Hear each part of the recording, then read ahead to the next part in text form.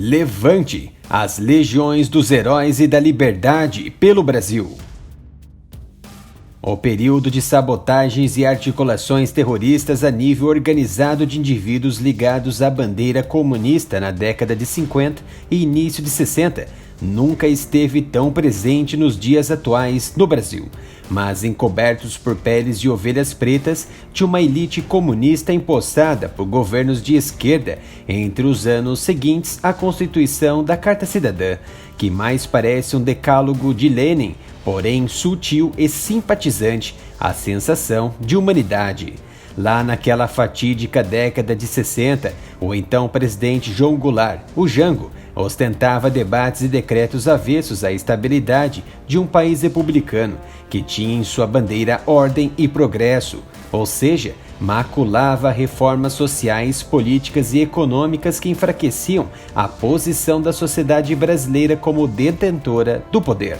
Diversos movimentos contrários à estabilidade de um país promissor passaram a ser frequentes. Figuras como Lamarca, um terrorista que somou diversas mortes e ataques orquestrados contra posições militares da União e da então Força Pública de São Paulo, destaque para a terrível e violenta morte do primeiro-tenente Alberto Mendes, da Polícia Militar de São Paulo, em 10 de maio de 1970. O tenente Mendes, durante tentativa de resgate de seus militares em Sete Barras, foi capturado pelo grupo de Lamarca, tendo seu crânio partido em pedaços ainda com vida e enterrado numa vala com seus coturnos ao lado da cabeça ensanguentada. Entre os principais terroristas da época, destacam-se Cláudio Galeno, vulgo Lobato, que foi o protagonista de uma das mais ousadas ações da esquerda armada na América Latina, o sequestro de um avião brasileiro levado do Uruguai para Cuba, e a ex-presidente vermelha Dilma Rousseff, classificada como comunista e ligada a uma organização trotskista de Belo Horizonte, sendo presa em 70. Os rearranjos da captura dos responsáveis pela continuidade do movimento comunista de 50 e 60, iniciados com a intentona comunista de 35, foram os militares brasileiros, que foram elevados como governo de ordem pelos próprios parlamentares brasileiros por votação indireta, que deslocaram a ala vermelha e de libertinagem para fora do poder executivo da nação. Nenhum governo permanece de pé sem a aprovação da sociedade. O governo militar no período de 64 a 85 provou que os brasileiros aceitaram a ordem e o progresso. Caso contrário, uma guerra civil estaria consolidada e o desarmamento da população seria o objetivo central, como fez Lula em 2003. Entretanto, após os militares observarem que a estabilidade for alcançada, mesmo com algumas reformas e projetos ainda sendo finalizados, entregaram a República ao controle civil novamente, um erro terrível que pode ser creditado ao ano de 79, após permitir a criação de outros partidos e a legalização de partidos comunistas. No presente momento da República Brasileira, observa-se um afrouxamento da estrutura social, política, educacional do Pode Tudo e Justiça, 4 dos principais pilares que sustentam a nação.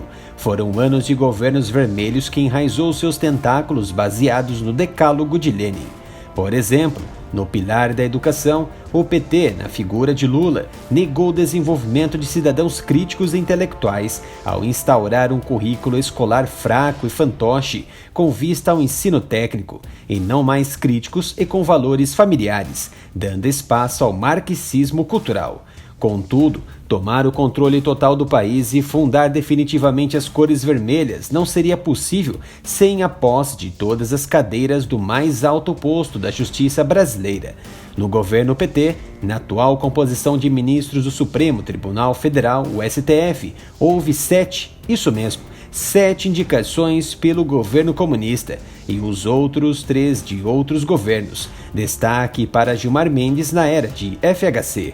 E um em vacância neste momento.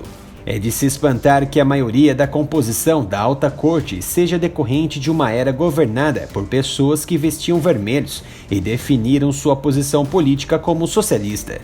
O mesmo que se diz vítima não pode abrir inquérito, investigar, prender e julgar, tampouco marcar reuniões com partidos e políticos comunistas, e muito menos soltar bandidos para elegê-los no futuro, como estão fazendo alguns membros do STF.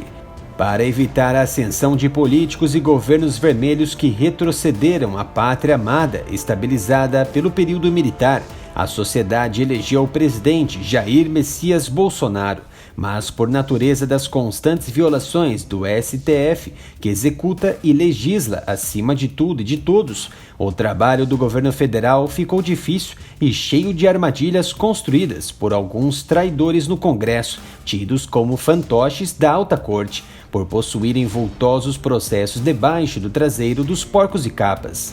Todavia, o presidente, com base no apoio da ala militar de defesa e segurança do Brasil, bem como apoio incondicional dos cidadãos brasileiros, urge por melhores condições de apuração dos votos eleitorais dos candidatos ao defender a PEC, proposta de emenda à Constituição, do voto auditável, não confundir com o voto impresso, como quer o atual presidente e ministro do Tribunal Superior Eleitoral, Luiz Roberto Barroso, contra os cidadãos de bem.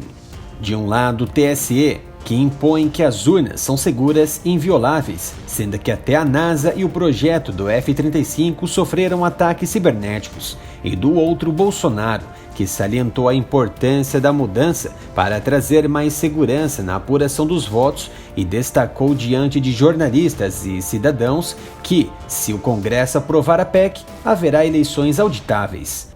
Dias depois, o estado de São Paulo, de forma antidemocrática e agressiva, como sempre, inventou uma notícia referindo que um interlocutor político, a mando do ministro da Defesa, general Braga Neto, entregou um recado duro ao presidente da Câmara dos Deputados, Arthur Lira, que negou o fato. Na notícia do estado de São Paulo, a matéria dizia que, abre aspas, o general pediu para comunicar a quem interessasse que não haveria eleições em 2022 se não houvesse voto impresso e auditável. Ao dar o aviso, o ministro estava acompanhado de chefes militares do Exército, da Marinha e da Aeronáutica. Feche aspas. Um claro caminho sem origem e destino, modus operandi comunista para desarticular as propriedades sagradas do governo federal. Novamente, Arthur Lira e general Braga Neto negaram o fato. Neste momento, a imagem do general Braga Neto está sendo manchada por violações éticas e jornalísticas de uma matéria que tenta encontrar um autor para uma possível frase não dita pelo ministro da Defesa. E espantem-se, o STF já se articulou por meio de Gilmar Mendes, que autorizou 4 ações para apreciação do Procurador-Geral da União, Augusto Aras.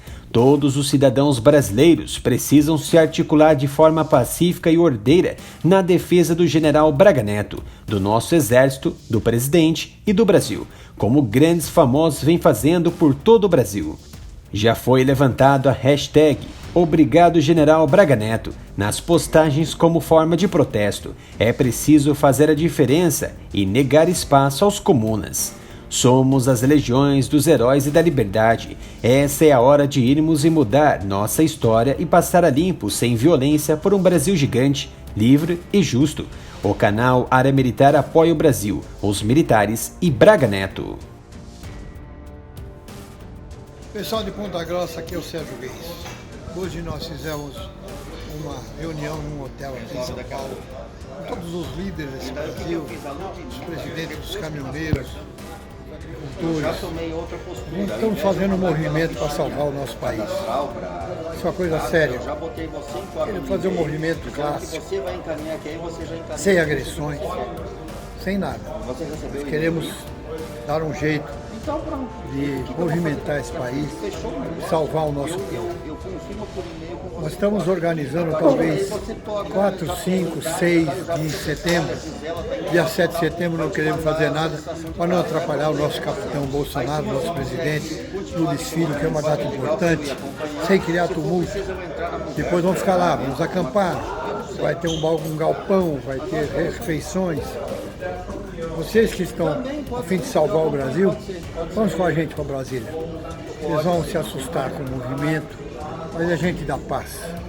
Mas nós estamos nos preparando judicialmente para fazer uma coisa séria, para que o governo tome uma posição, o exército tome uma posição, mas se o povo não tomar essa posição, nada vai. Então, o convite está feito. Eu vou estar lá, Eduardo Araújo, um monte de artistas e grandes empresários do Brasil, que não aceitam mais a situação que está no nosso país. Aí o convite está feito.